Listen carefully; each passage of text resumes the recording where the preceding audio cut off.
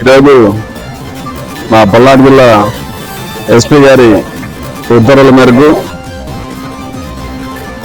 ఈ Nadendla police station limits లో గణపవరం విలేజ్లోని రాజీవ్ గాంధీ కాలనీలో సుమారు 100 మంది మా Narsapet sub division police officers మెనతోటి కార్నూన్ సెర్చ్ ఆపరేషన్ చేయడం జరిగింది. ఈ కార్నూన్ సెర్చ్ ఆపరేషన్ లో భాగంగా ప్రతి ఇల్లు క్షుణ్ణంగా తనిఖీ చేయడం జరిగింది.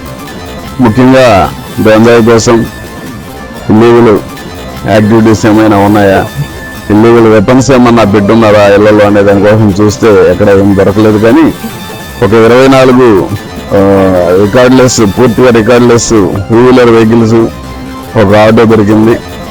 వాటిని వెరిఫై చేస్తాము.